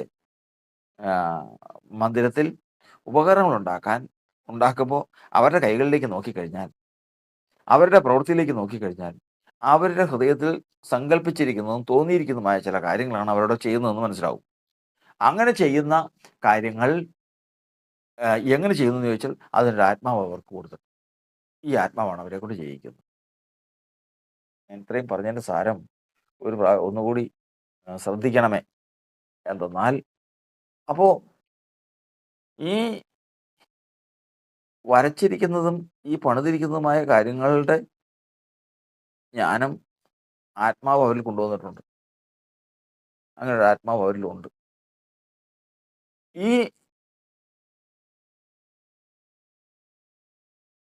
ഇങ്ങനെ ഏതെങ്കിലും ഒരു ആത്മാവില് ഈ ഭൂമി ഇത്രയും കാലത്തെ ചരിത്രത്തിന്റെ ഉള്ളിൽ മനുഷ്യ വംശത്തോട് ഇന്നും വെല്ലുവിളിയായിട്ട് ഈ ചോദ്യം ചോദിക്കുക. എല്ലാവരും സ്വർഗത്തിലുള്ള കാര്യങ്ങളൊക്കെ പറയുന്നുണ്ടല്ലോ. സ്വർഗത്തിൽ അങ്ങനെയുണ്ട്, ഇങ്ങനെയുണ്ട്, അവിടെ എപ്പോഴും അടയ്ക്കാത്ത തെരുവുകളും എന്തെല്ലാം കാര്യങ്ങളാണ്. ഒരു കാര്യം നിസ്സാരം അവിടെ നടക്കുന്ന അവിടുത്തെ വീതിയിൽ സ്വച്ഛ സ്ഫടികം ഉണ്ടെന്നാ പറയണേ. അതെന്താണെന്ന് ഒന്ന് പറയാനോ ഒന്ന് വരയ്ക്കാനോ ഒന്നും കഴിവുള്ള ഏതെങ്കിലും മനുഷ്യനുണ്ടായിട്ടുണ്ടോ? ഇല്ല. അതിന് കഴിവുണ്ടാകണമെങ്കിൽ അതിൻ്റെ ആത്മാവ് വരണം. അതിനെക്കുറിച്ച് അറിയാവുന്ന ആത്മാവ് ഭൂമിയിൽ വരണം. അത് മനുഷ്യനിലേക്ക് വരണം. ആ അറിവ് അവനിൽ സങ്കല്പമായിട്ട് വരണം. എന്നാൽ മാത്രമേ അത് സാധിക്കൂ. അങ്ങനെ കർത്താവ് ചെയ്തിട്ടില്ല. ഈ ആത്മാവിനെ ആർക്കും കൊടുത്തിട്ടില്ല. അവിടെയാണ് വചനം പറയുന്നത്, ദൈവം തന്നെ സ്നേഹിക്കുന്നവർക്ക് ഒരുക്കിയിട്ടുള്ളത് കണ്ണ് കണ്ടിട്ടില്ല, ചെവി കേട്ടിട്ടില്ല,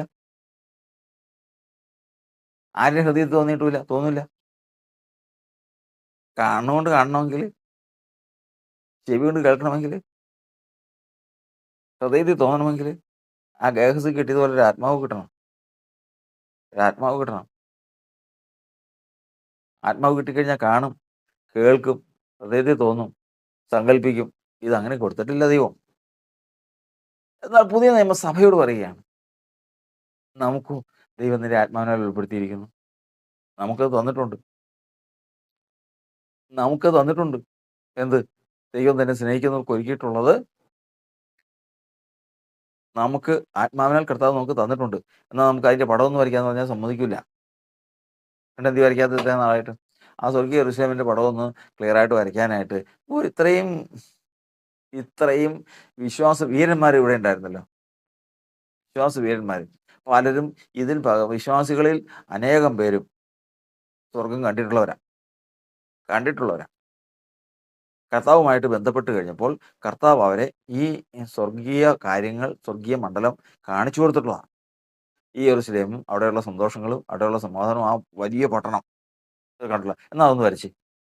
ശരി, അത്ര കഴിവുണ്ടെങ്കിൽ ഒന്ന് വരച്ചേ. സങ്കല്പിക്കാൻ സമ്മതിച്ചിട്ടില്ല. സങ്കല്പിച്ച് അതിനെ വരയ്ക്കാനൊന്നും അതുണ്ടാക്കാനൊന്നും നമ്മോട് കൽപ്പിച്ചിട്ടില്ല. പക്ഷെ നമ്മുടെ പ്രാണനറിയാം, വീണ്ടെടുപ്പ് കഴിയാത്ത ശരീരത്തിൽ വസിക്കുന്ന വീണ്ടെടുപ്പ് കഴിഞ്ഞ ഒരു പ്രാണന് അത് കണ്ടിട്ടുണ്ട്. അതാണ് ഇന്ന് ദൈവത്തിൻ്റെ വചനം പറയുന്നത്. ദൈവത്തിൻ്റെ വചനത്തിൽ പറഞ്ഞിരിക്കുന്നത്. അപ്പോൾ ഈ ഇതിലേക്ക് വന്നവൻ, ഇതിലേക്ക് വെളിച്ചം കണ്ടവൻ, അടുത്തുകൂടാത്ത വെളിച്ചത്തിൽ വസിക്കുന്നവനായ കർത്താവിനെ കണ്ടിട്ടുണ്ട്. അതിലുള്ള തൻ്റെ അവകാശത്തെ കണ്ടിട്ടുണ്ട്. ദൈവം തന്നെ സ്നേഹിക്കുന്നവർക്ക് ഒരുക്കിയിട്ടുള്ളതും കണ്ടിട്ടുണ്ട്. ഇത്രയും കാര്യങ്ങൾ അവൻ കണ്ടിട്ടുണ്ട്. അത് എന്നേക്കുമായിട്ട് പ്രാപിക്കാൻ വേണ്ടിയിട്ടുള്ള ഓട്ടമാണ് നമ്മുടെ ഈ ഓട്ടം. ഈ ക്രിസ്തീയ ജീവിതം എന്ന് പറയുന്നത് അതിന് വേണ്ടിയിട്ടാണ്. അത് നമ്മൾ അന്ധകാരത്തിൽ നിന്ന് അത്ഭുത പ്രകാശത്തിലേക്ക് വിളിച്ചവൻ, ആ അത്ഭുത പ്രകാശം മാത്രമല്ല, ആ അത്ഭുത പ്രകാശത്തിൽ വസിക്കുന്ന കർത്താവിനെ നമുക്ക് കാണിച്ചു, നമ്മുടെ അവകാശത്തെ കാണിച്ചു, ദൈവം തന്നെ സ്നേഹിക്കുന്നവർക്ക് ഒരുക്കിയിട്ടുള്ളതിനെയും കാണിച്ചു. ഇനി സ്തെഫാനോസ് കണ്ടതുപോലെ നേർക്ക് നേരെ കണ്ട് അത് എന്നേക്കും അവകാശം പ്രാപിക്കണം. അളവൊന്നുമില്ല, എനിക്ക് മനോഹരദേശത്ത് വീണിരിക്കുന്നു. എപ്പോഴും ഓർത്തുകൊള്ളണം, സൗന്ദര്യത്തിൻ്റെ പൂർണ്ണത എന്ന് പറഞ്ഞാൽ ഏതാ? നമ്മളിപ്പോൾ പറഞ്ഞ ആ സിയോനാണ്. യെരൂശലേമിൽ ഇണക്കിയ നഗരമായി പണിതിരിക്കുന്ന യെരൂശലേമിനോട് ചേർന്ന് യെരൂശലേമിലുള്ള പർവ്വതമാണ് സിയോൻ പർവ്വതം. അതാണ് സൗന്ദര്യത്തിൻ്റെ പൂർണ്ണത. ആ സൗന്ദര്യത്തിൻ്റെ പൂർണ്ണത ഒരു മനുഷ്യൻ കണ്ടാൽ അവൻ പിന്നെ മറ്റൊരു ഒന്നിലേക്ക് നോക്കൂല. അത്രമാത്രം സൗന്ദര്യമാണത്. അത് പ്രാപിപ്പാനാണ് കർത്താവ് നമ്മെ വിളിച്ചിരിക്കുന്നത്. അതിനാണ് ഈ വെളിച്ചം കാണിച്ചിരിക്കുന്നത്. അതുകൊണ്ട് ഇന്ന് ദൈവത്തിൻ്റെ സന്നിധിയിൽ ഒരു മനുഷ്യൻ പ്രസംഗിക്കാനും ഒരു മനുഷ്യൻ കീർത്തിക്കാനും കടപ്പെട്ടിരിക്കുന്ന കാര്യങ്ങളാണ് അത്ഭുത പ്രകാശത്തിലേക്ക് വിളിച്ചവൻ്റെ സൽഗുണം. സ്വർഗീയ പ്രത്യാശയായ ദൈവം തന്നെ സ്നേഹിക്കുന്നവർക്ക് ഒരുക്കിയിട്ടുള്ള പട്ടണം, നമുക്ക് വെച്ചിരിക്കുന്ന അവകാശം, ഇതെല്ലാം പ്രസംഗിക്കപ്പെടേണ്ട കാര്യങ്ങളാണ്. ഇത്രയും പ്രസംഗിക്കേണ്ട കാര്യങ്ങളാണ്. ഇതിനെക്കുറിച്ച് നിശ്ചയം പ്രാപിക്കണം. ഒറ്റ കാര്യോട് പറഞ്ഞ് അവസാനിപ്പിക്കുക. കാരണം ഇതിങ്ങനെ പോയി കഴിഞ്ഞാൽ ഇങ്ങനെ അങ്ങ് ദീർഘിച്ചു പോകും. ഇവിടെ നമ്മൾ പഠിക്കുന്നത് പ്രകാശത്തെക്കുറിച്ച് 3 ഭാഗമായിട്ട് നമ്മൾ പഠിച്ചു. ഭൗതിക പ്രകാശം, അത് കണ്ണുകൊണ്ട്. ജ്ഞാനം എന്ന പ്രകാശം, അത് ബുദ്ധി കൊണ്ട്. ആത്മീയ മണ്ഡലങ്ങളുടെ പ്രകാശം, അത് ഹൃദയദൃഷ്ടി കൊണ്ട്. അത് ഹൃദയദൃഷ്ടി പ്രകാശിപ്പിച്ചു. ഭൗതിക പ്രകാശം കാണാൻ ആത്മനേത്രം, ജ്ഞാനപ്രകാശം കാണാൻ തലയിലെ കണ്ണ്, ആത്മീയമണ്ഡലത്തിലെ പ്രകാശം കാണാൻ ഹൃദയദൃഷ്ടി. ഇതെല്ലാം വചനങ്ങളാണ്. ഇതെല്ലാം വചനങ്ങളാണ്. ഇത്രയും കാണാൻ ഉള്ളവൻ ഈ പ്രകാശത്തെ കാണാൻ തുടങ്ങും. ഇവിടെ നിന്ന് നമ്മൾ പഠിക്കുന്നു ഇങ്ങനെ ഈ- ഇത് നമുക്ക് എന്നേക്കും സ്ഥിരമായിട്ട് കാണാൻ ഇതെങ്ങനെ സാധിക്കും? അല്ലെങ്കിൽ ഒരിക്കലും മങ്ങിപ്പോകാത്തതും കുരുടായി പോകാത്തതുമായ ദൃഷ്ടി പ്രാപിക്കാൻ എന്ത് ചെയ്യും? നമുക്ക് വേണ്ടതാണ്. ഒരു ക്രിസ്തീയ വിശ്വാസത്തിൽ മനുഷ്യന്റെ ഉത്തരവാദിത്തമാണ് മരിക്കുന്നതിന് മുമ്പ് ഈ ദൃഷ്ടി പ്രാപിക്കണം, കണ്ണ് പ്രാപിച്ചെടുക്കണം എന്ന്. നമ്മുടെ നഗ്നനേത്രം കൊണ്ട് നമ്മൾ കാണുന്ന ഈ വെളിച്ചം നഗ്നനേത്രം ക്ഷയിക്കുന്നതോടുകൂടി അസ്തമിച്ചു പോകും. അത് അസ്തമിക്കുന്നതിന് മുമ്പേ തന്നെ ഈ ഹൃദയദൃഷ്ടി, അകത്തെ കണ്ണ്, ഹൃദയത്തിലെ കണ്ണ് ഒന്ന് പ്രകാശിച്ച് ഈ വെളിച്ചം കാണാനായിട്ട് തുടങ്ങണം. ഇതിന് വേണ്ടിയിട്ടാ ഓട്ടം. അത് എങ്ങനെ എങ്ങനെ നാം കർത്താവിനെ തേജസ്സോടെ കാണും, പൂർണ്ണ രൂപത്തിൽ അശേഷം മറയില്ലാതെ നേർക്ക് നേരെ കാണും. അവന്റെ മഹിമാസനത്തിൽ നിന്ന് അവനെ മുഖത്തോട് മുഖം കാണും. അങ്ങനെ അവന്റെ മുമ്പിൽ നിൽക്കണം. ഇങ്ങനെ കാണും. എന്ത് ചെയ്യണം? അപ്പം നമ്മൾ ഇവിടെ നിന്ന് വീണ്ടും ചിന്തിക്കുകയാണ്. നമ്മൾ ഒരു കടപ്പാട് പറഞ്ഞു. ഗേഹസിക്ക് ഇല്ലാത്ത കടപ്പാട്, എലീശ പ്രവാചകനില്ലാത്ത കടപ്പാട്, ബെലയാമിനില്ലാത്ത കടപ്പാട് നമുക്കുണ്ട് എന്ന് പറഞ്ഞു. നമ്മൾ കീർത്തിച്ചേ പറ്റുള്ളൂ. അന്ധകാരത്തിൽ നിന്ന് അത്ഭുത പ്രകാശത്തിലേക്ക് വിളിച്ചവന്റെ സൽഗുണങ്ങളെ ഘോഷിച്ചേ പറ്റുള്ളൂ. അതെന്താണ് അതിന്റെ കാരണം? നമുക്ക് അത്രമാത്രം ആ വിളിച്ചവനെ ഘോഷിക്കേണ്ടതിന്റെ ഉത്തരവാദിത്വം എങ്ങനെയാണ് നമുക്ക് വന്നത്? വീണ്ടും നമ്മൾ അതിലേക്ക് വരിക. എങ്ങനെ?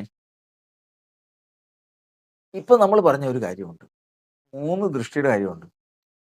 ഈ 3 ദൃഷ്ടി യേശുവിനുണ്ടായിരുന്നോ? അപ്പോൾ കാര്യങ്ങൾ നമുക്ക് മനസ്സിലാക്കിയെടുക്കാം. ഈ ദൃഷ്ടി യേശുവിനുണ്ടായിരുന്നോ? നഗ്നനേത്രം ഉണ്ടായിരുന്നു, ശരിയാണ്. രണ്ടാമത്തത്, ജ്ഞാനം ഉണ്ടായിരുന്നോ? നിശ്ചയമായിട്ടുണ്ടായിരുന്നു. കർത്താവ് പറഞ്ഞു, ശലോമോനേക്കാൾ വലിയവനായ ഒരുവൻ ഇവിടെ. ശലോമില്ല, ജ്ഞാനിയാണ് ശലോമോൻ, എന്നാൽ ഇവിടെ ശലോമോനേക്കാൾ വലിയവൻ ഒരുവൻ. അടുത്തതാണ്, യേശു ഈ ഭൗതിക മണ്ഡലങ്ങൾ ഇവിടെ ആയിരിക്കുമ്പോൾ തന്നെ ആത്മീയ മണ്ഡലം ഒരുപോലെ കണ്ടിരുന്നു. ശിഷ്യന്മാരെ സുവിശേഷത്തിന് അറിയിക്കാനായിട്ട് അയച്ചു കഴിഞ്ഞപ്പോൾ അവരോട് പറഞ്ഞു വിട്ടു. അവർ വന്നപ്പോൾ വലിയ സന്തോഷിച്ച് വന്നപ്പോൾ പറഞ്ഞു, സാത്താൻ മിന്നൽ പോലെ ആകാശത്ത് നിന്ന് വീഴുന്നത് ഞാൻ കണ്ടു. മിന്നൽ പോലെ ആകാശത്ത് നിന്ന് വീഴുന്നത് ഞാൻ കണ്ടു. ആത്മീയ മണ്ഡലങ്ങളുള്ളത് കണ്ടുകൊണ്ടിരിക്കുക.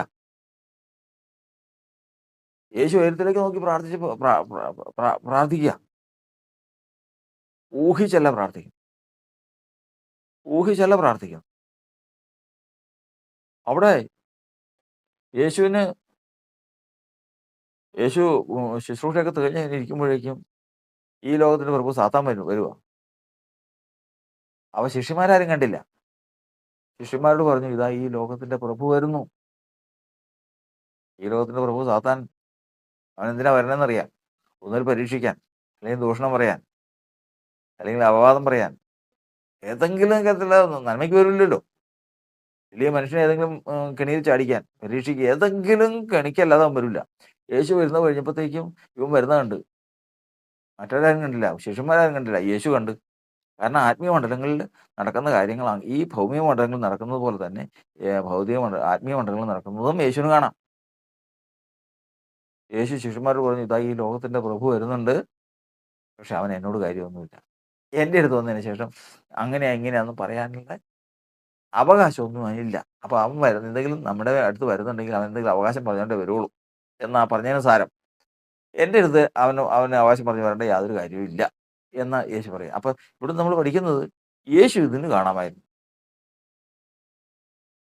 യേശു ഇങ്ങനെ ആത്മീയ മണ്ഡലങ്ങളിലുള്ളത് കാണാമായിരുന്നു എന്നും അങ്ങനെ നമുക്ക് സ്പഷ്ടമായിട്ട് ദൈവത്തിന്റെ വചനത്തിൽ അനേക കാര്യങ്ങൾ കൊണ്ട് നമുക്കറിയാം. യേശു ഇവിടെ ജീവിക്കുമ്പോൾ തന്നെ തന്റെ അടുക്കൽ വന്ന നഥനയേല് വന്നപ്പോൾ നഥനയേലെ കണ്ടപ്പോൾ പറഞ്ഞു, ഇതാ സാക്ഷാൽ ഇസ്രായേലും വരുന്നു, അവനിൽ കപടമില്ല എന്ന് പറഞ്ഞപ്പോൾ നഥനയേൽ ചോദിച്ചു, ഗുരു, നീ എന്നെ ഇവിടെ വെച്ചറിയും? നീ അത്തിയുടെ ഇരിക്കുമ്പോൾ, നീ ഇങ്ങ് വരുന്നതിന് മുമ്പ് അത്തിയുടെ കീഴിലിരിക്കുമ്പോൾ ഞാൻ നിന്നെ കണ്ടു. ശരിയാ, ഇവന്റെ സഹോദരൻ വന്ന് പറഞ്ഞ് ഈ വാക്ക് പറഞ്ഞ് നഥനയേലിനെ വിളിച്ചുകൊണ്ട് പോരുന്നതിന് മുമ്പ് അത്തിയുടെ കീഴിലിരുന്ന് ഓരോ കാര്യങ്ങളും ചിന്തിച്ചതായിരിക്കാം. അന്നേരം യേശു കണ്ട് ഇയാളെ. അപ്പോൾ എത്രമാത്രം ആത്മീയമണ്ഡലങ്ങളുടെ ദൃഷ്ടി യേശു ഉണ്ടായിരുന്നു എന്നുള്ളതാണ് കാണിക്കുന്നത്. അപ്പോൾ ഇങ്ങനെ ഭൗമിക മണ്ഡലം പോലെ ആത്മീയമണ്ഡലം കണ്ടുകൊണ്ടിരുന്ന ഒരു വ്യക്തിയാണ് യേശു. ഇതെങ്ങനെ കാണാൻ സാധിക്കും? ഇതെങ്ങനെ കാണാൻ സാധിക്കും? സാധിക്കും, സാധിക്കും. കാരണം സാത്താൻ പറയുന്നത് എന്താ? നീ ദൈവപുത്രനെങ്കിൽ ഈ കല്ലിനോട് അപ്പമായി തീരാൻ കൽപ്പിക്കും. ദൈവപുത്രനാണെങ്കിൽ കല്ലിനോട് അപ്പമായി തീരാൻ പറഞ്ഞാൽ കേൾക്കും. നീ ദൈവപുത്രനെങ്കിൽ നിന്റെ മേളിൽ നിന്ന് ഇങ്ങോട്ട് ചാട്, ദൂതന്മാർ കയ്യിൽ താങ്ങിക്കൊള്ളും. ഇങ്ങനെ ദൈവത്തിന്റെ പുത്രനാണെങ്കിൽ ഇത് സാധിക്കും. അപ്പൊ പാപമില്ലാതെ ആദാമിന് സാധിക്കുമായിരുന്നോ? ഇത് പാപമില്ലാത്ത ആദാമിന് ഇങ്ങനെ കാര്യങ്ങൾ, ആത്മീയമണ്ഡലങ്ങളിലെ കാര്യങ്ങൾ കാണാൻ സാധിക്കുമായിരുന്നോ? സംശയം എന്താ? കാണാൻ സാധിക്കുമായിരുന്നു. ആ പ്രതാപത്തിന്റെ കാലം ഒരു നിമിഷം ധ്യാനിച്ചു കഴിഞ്ഞാൽ അത് ഭയങ്കരമാണ്. വചനപ്രകാരം പഠിക്കണമെന്ന് മാത്രം. അത്രമാത്രം ഭയങ്കരമാണ്. കാരണം ഈ സൃഷ്ടി മുഴുവൻ അവന്റെ കയ്യിൽ കാൽക്കീഴാക്കിയതാ. സൃഷ്ടിയെ മുഴുവനും അവന്റെ കയ്യിൽ ഏൽപ്പിച്ചതാ. നീ ഭരിച്ചോളാൻ പറഞ്ഞു, നീ നടത്തിക്കൊള്ളാൻ പറഞ്ഞു. ഈ ഭൗമികമണ്ഡലം മാത്രമല്ല, ആത്മീയമണ്ഡലങ്ങളിലും ഈ ഇവിടെ നിന്ന് ദൈവം സാത്താൻ അവിടെ നിന്ന് കുറെ സൈന്യവുമായിട്ട് ഇങ്ങോട്ട് വരുവാ. എവിടെയാ? എവിടെ പോവാ? കർത്താവിന്റെ കൽപ്പന. ആദാം ചോദിക്കുക, എന്താണ് നിനക്ക് എന്താ വേണ്ടേ? എവിടെ നിങ്ങൾ ചോദിക്കുന്ന ആത്മീയമണ്ഡലങ്ങളിലേക്ക് നോക്കിയാ ചോദിക്കണേ. യേശു പറഞ്ഞതുപോലെ ഈ ലോകത്തിന്റെ പ്രഭുവായിരുന്നു, അവൻ എന്നോട് കാര്യമൊന്നുമില്ല എന്ന് പറഞ്ഞല്ലോ. ഇതുപോലെ ആത്മീയമണ്ഡലങ്ങളിലേക്ക് നോക്കിയാ പറഞ്ഞ എന്താ? വേണ്ട, ഇതിനകത്ത് പ്രവേശനമില്ല, ഇവിടെ നിനക്ക് കാര്യമൊന്നുമില്ല, വിട്ടോളാൻ പറഞ്ഞു കഴിഞ്ഞാൽ വിട്ടത് തന്നെ. ഇല്ലെങ്കിൽ അടുത്ത് പറയാ, നീ പാതാളത്തിലേക്ക് പോകാൻ പറഞ്ഞു കഴിഞ്ഞാൽ പോകണം, ഇല്ലെങ്കിൽ കൊണ്ടുപോകാനുള്ള ദൂതന്മാരുണ്ട്. ആ പദവിയായിരുന്നു. പക്ഷെ പാപം ചെയ്ത് മലിനമായി തീർന്നു. പാപം ചെയ്തോടുകൂടി, പാപം ചെയ്തു കഴിഞ്ഞാൽ മലിനമാകുന്ന എവിടെയാ? പാപം ചെയ്യുന്ന ദേഹി മരിക്കും എന്ന് പറഞ്ഞു കഴിഞ്ഞാൽ അവന്റെ രക്തം ചൊരിയും. അവന്റെ രക്തം, മനുഷ്യന്റെ പാപം വന്ന് ഭവിക്കുന്നത് രക്തം ചൊരിഞ്ഞിട്ടല്ലാതെ വിമോചനമില്ല. പാപം ചെയ്തു കഴിഞ്ഞാൽ ആ പാപം ബാധിക്കുന്നത് അവന്റെ രക്തത്തെയാണ്. രക്തം കുറ്റമുള്ളതായി തീരും. കുറ്റമുള്ള രക്തം, പാപം ചെയ്താൽ അവന്റെ രക്തം കുറ്റമുള്ള രക്തമായി തീരും. ആ കുറ്റമുള്ള രക്തം ചൊരിഞ്ഞിട്ടല്ലാതെ വിമോചനമില്ല. അങ്ങനെ കുറ്റമുള്ള രക്തം ചൊരിയണം. യേശുവിനെ സംബന്ധിച്ചിടത്തോളം ആ രക്തം കുറ്റമറ്റതാണ്. വ്യർത്ഥവും പിതൃപാരമ്പര്യവുമായ നിങ്ങൾ നടപ്പിൽ നിന്ന് നിങ്ങളെ വേർതിരിച്ചിരിക്കുന്നത് പൊന്ന വെള്ളി മുതലായ അഴിഞ്ഞു പോകുന്ന വസ്തുക്കളെ കൊണ്ടല്ല, പിന്നെയോ ക്രിസ്തു എന്ന നിർദോഷവും നിർമ്മലവുമായ കുഞ്ഞാടിന്റെ പുണ്യാഹ രക്തം കൊണ്ട് അത്രയും നിങ്ങൾ വേണ്ടിയെടുത്തിരിക്കുന്നു. നിഷ്കളങ്ക രക്തമാണ്. അതിനകത്ത് യാതൊരു കലർപ്പുമില്ല, യാതൊരു കളങ്കവുമില്ല, കറയില്ല, വാട്ടം, മാലിന്യം, ഇതൊന്നുമില്ല. അതുപോലെ രക്തമാണ്. ആ രക്തമാണ്. രക്തം വിശുദ്ധമെങ്കിൽ ഈ രണ്ട് മണ്ഡലങ്ങളെയും കാണാം. മനുഷ്യനെ സൃഷ്ടിച്ചു കഴിഞ്ഞപ്പോൾ അവന് ഈ 3 ദൃഷ്ടിയിൽ ഒരു ദൃഷ്ടി അടച്ചു വെച്ച് ചെല കൊടുത്തത്. 3 ദൃഷ്ടി കൊണ്ടും അവൻ ഭൗതിക മണ്ഡലവും ജ്ഞാനമണ്ഡലവും ആത്മീയ മണ്ഡലവും ഒരുപോലെ കണ്ടുകൊണ്ട് ജീവിക്കാനാണ് ദൈവം ശ്രദ്ധിച്ചത്. ഏതെങ്കിലും ഒന്നും അടച്ചു വെച്ചിട്ടില്ല. യേശു ജനിച്ചപ്പോഴും ഇതേപോലെ തന്നെ കുറ്റമറ്റവനാണ്, കളങ്കമില്ലാത്ത രക്തമാണ്. ആത്മീയമണ്ഡലം കാണാം, ഭൗമിക മണ്ഡലം കാണാം, ജ്ഞാനമണ്ഡലം കാണാം. അവന് മറിഞ്ഞിരിക്കുന്ന വല്ലതുണ്ടോ? അവന് മറിഞ്ഞിരിക്കുന്നൊന്നുമില്ല, എല്ലാം കാണാം. അപ്പോൾ ഇതെങ്ങനെ സാധിച്ചു? ഇതെങ്ങനെ സാധിച്ചു? ഇത് സാധിച്ച വിധമാണ് കുറ്റമില്ലാത്ത രക്തം. കുറ്റമില്ലാത്ത രക്തമാണ് അതിനുള്ള പ്രാപ്തി ഉണ്ടാക്കിയത്. അത് ശരി. കുറ്റമില്ലാത്ത രക്തം യേശുവിന് അത് ആ പ്രാപ്തി കൊടുത്തു.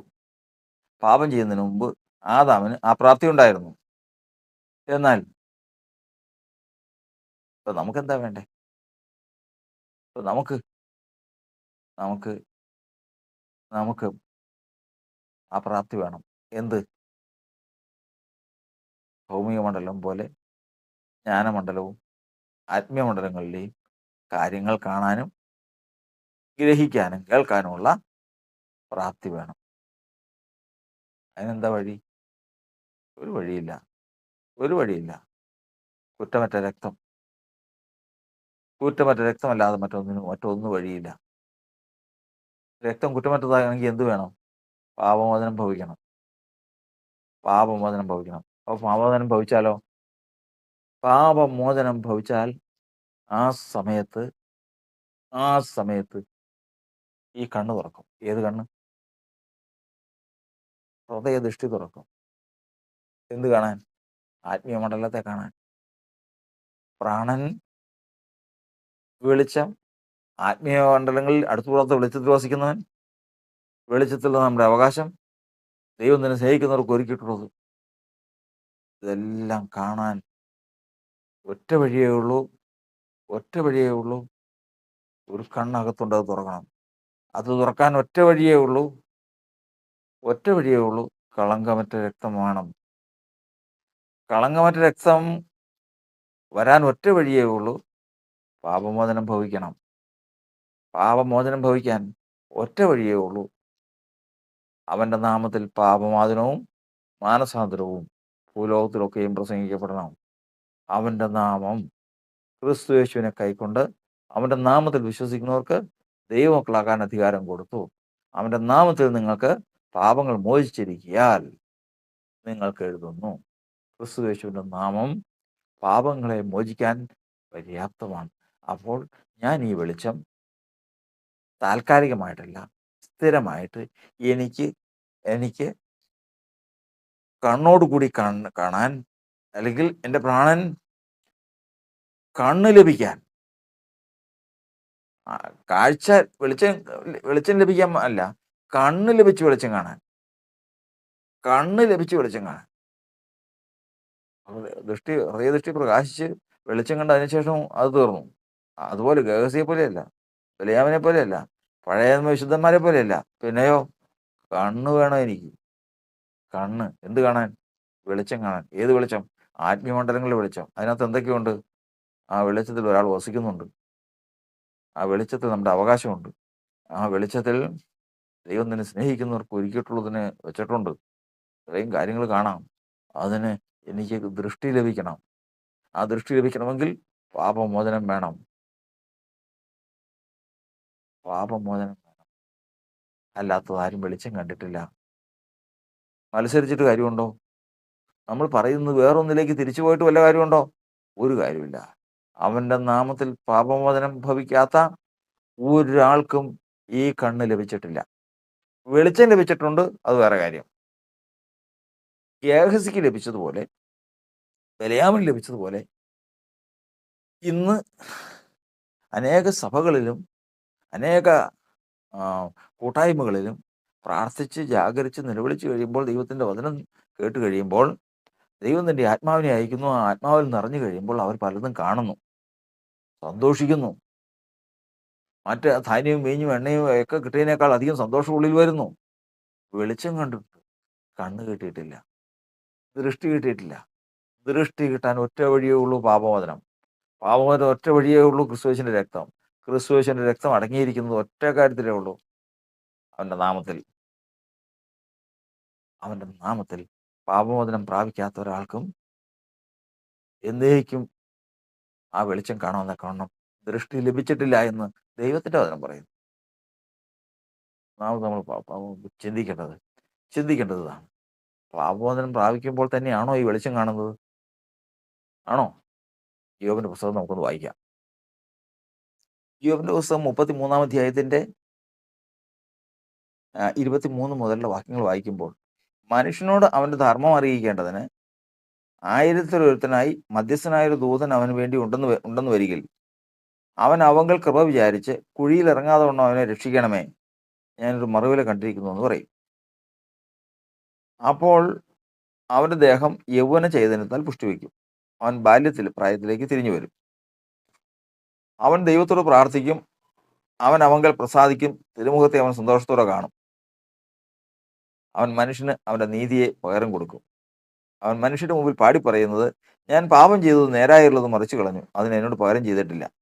അവൻ എൻ്റെ പ്രാണനെ കുഴിയിൽ ഇറങ്ങാതെ വണ്ണം രക്ഷിച്ചു. എൻ്റെ ജീവൻ പ്രകാശത്തെ കണ്ട് സന്തോഷിക്കുന്നു. പാപമോചനം ഭവിച്ചാലുള്ള കാര്യം 33 യോബിന്റെ പുസ്തകം 33 അധ്യായത്തിന്റെ 23 മുതലുള്ള വാക്യങ്ങൾ വായിക്കും.